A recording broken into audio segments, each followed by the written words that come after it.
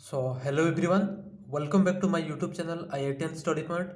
I am Shivasankar Hasta and I am a third year undergraduate student in the Department of Electrical Engineering at IIT Kharagpur.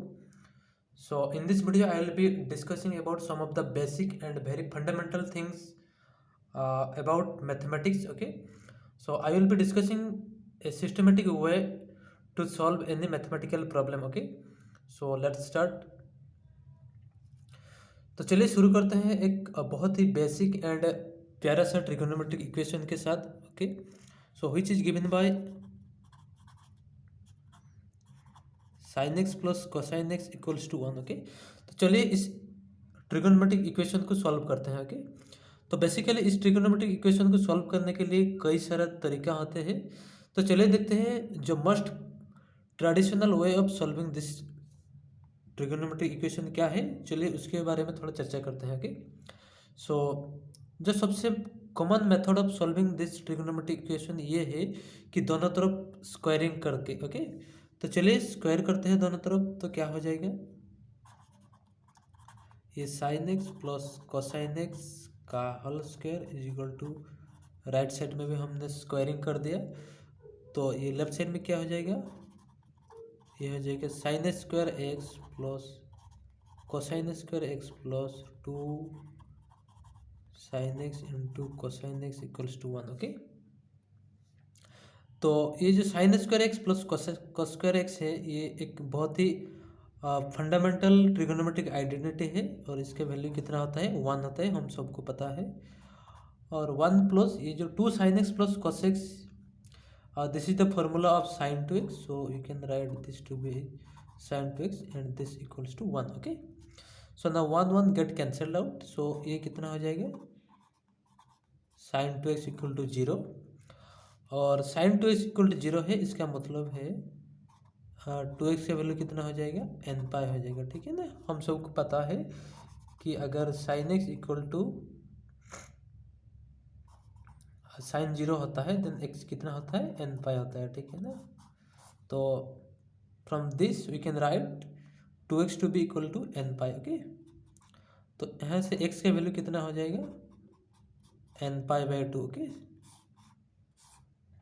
तो मान लेते हैं इसका solution जो मुझे 0 से 2 पाई के इंटरवल में चाहिए। ओके, तो मैं क्या करूँगा, अब n का डिफरेंट वैल्यू पुट करूँगा और वहाँ से मुझे x का डिफरेंट वैल्यूज मिलेगी। ओके, तो चलिए पुट करते हैं x का डिफरेंट वैल्यू। चलो n इक्वल्स टू 0 के लिए x का वैल्यू कितना मुझे मिल जाएगा, 0 मिलेगा। n इक्वल टू 1 के लिए मुझे x का वैल्यू कितना मिलेगा, पाई बाई 2 मिलेगा।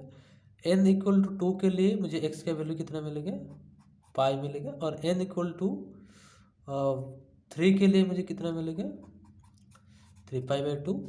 एंड n इक्वल्स टू 4 के लिए मुझे कितना मिलेगा, 2 पाई। ऑलराइट, सो अगर n का वैल्यू इससे ज़्यादा रखूँ तो वो 0 से 2 पाई इंटरवल में नहीं रहेगा। ओके, तो मुझे ये x का डिफरेंट वैल्यूज मिला। ओके, तो सॉल्यूशन का क्या मतलब होता है, द x का जो वैल्यू निकल के आएगा वो ओरिजिनल इक्वेशन को सेटिस्फाई करना चाहिए। ठीक है, तो चलिए इसको 1 बाई 1 चेक करते हैं। ओके, तो मेरा जो ओरिजिनल इक्वेशन है वो sine x plus cosine x equal to 1 है।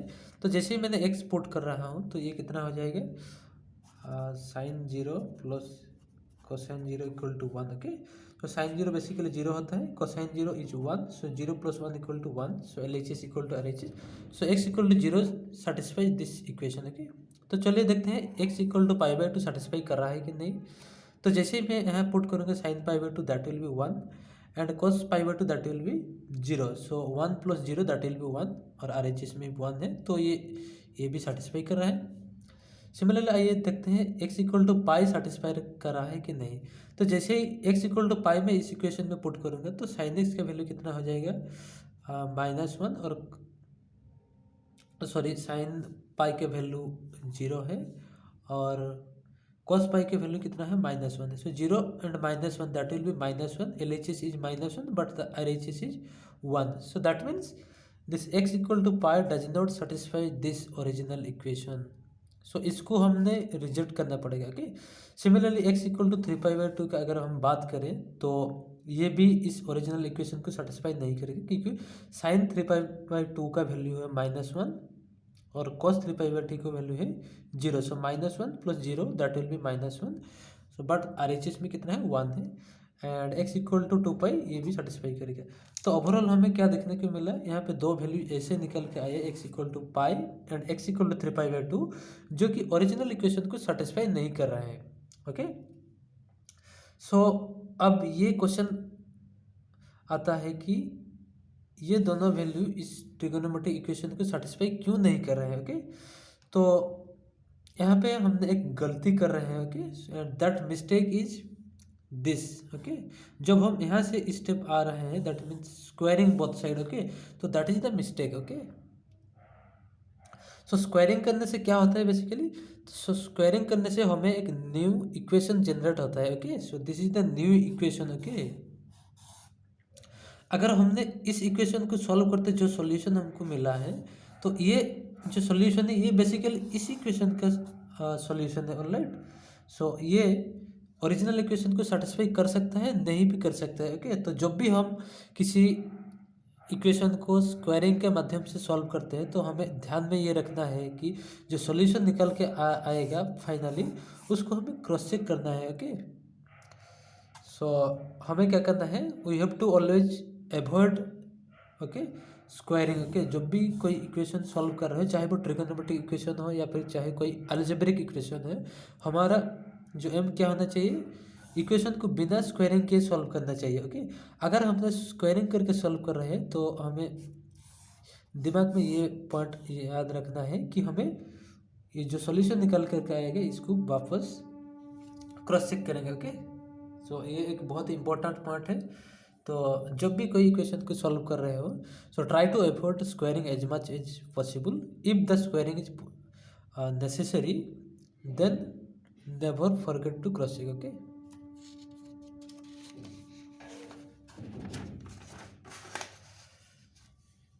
सिमिलरली ऐसे ही एक अनदर इम्पोर्टेंट पॉइंट के बारे में डिस्कस करते हैं।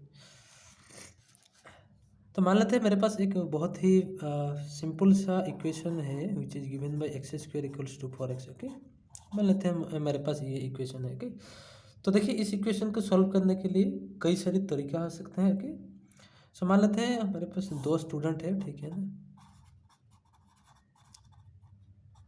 ये है स्टूडेंट ए और student B. Okay, student A ने क्या किया, इसका सॉल्यूशन का मेथड थोड़ा देख लेते हैं। So the given equation is x² = 4x। Student A ने क्या किया, जो 4x है इसको लेफ्ट साइड लिया, सो x² - 4x = 0। सो इसको फैक्टराइज कर ले, x × x - 4 = 0, और इसको क्या किया, x = 0 एंड x = 4 है। यहाँ पे दो सॉल्यूशन निकल के आया। ओके, स्टूडेंट बी ने क्या किया, ये जो इक्वेशन था ऐसा है, x² = 4x, तो ये क्या किया, x² को हम ऐसे लिख सकते हैं x × x, और इसको लिख सकते हैं 4 × x। स्टूडेंट बी ने क्या किया कि इस x को इसके साथ कैंसिल कर दिया। ओके, सो फाइनली क्या बचा, x = 4 बचा। ओके, सो देखिए यहाँ पे जब हमने इस इक्वेशन को सॉल्व किया, तो मुझे x का एक ही वैल्यू मिला। ओके, ओनली वन सॉल्यूशन मिल रहा है।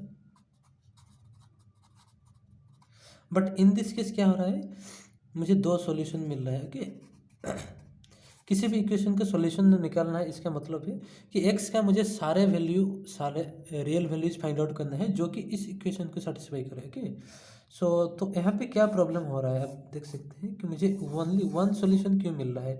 तो इसका जो प्रॉब्लम है ये है, हमने जब कैंसिल आउट कर रहे हैं, so that is the wrong way of doing things. Okay, so जब भी हमारे पास कोई इक्वेशन है, और इक्वेशन को सॉल्व करने टाइम क्या करना है, जो अननोन क्वांटिटी होते हैं, ठीक है ना, यहाँ पे x एक अननोन क्वांटिटी है, अगर ये कॉमन में भी है, इसको तो कैंसिल आउट नहीं करना है, ठीक है ना। तो जो स्टैंडर्ड वे ऑफ सॉल्विंग कोई भी इक्वेशन वो ये है कि जो भी टर्म आपको दिया हुआ है, सबको आप लेफ्ट साइड ले आइए, एंड देन लेफ्ट साइड लाने के बाद RHS को आप 0 कीजिए, एंड देन LHS को आप क्या कीजिए, फैक्टराइज कीजिए। फैक्टराइज करने के बाद सारे टर्म को आप 0 के साथ इक्वेट कीजिए। That is the standard procedure of solving any kind of equation. Okay, तो इस बात को आपको ध्यान में रखना है, otherwise you are going to make a mistake. Okay, आज के वीडियो के लिए इतना ही। Thank you.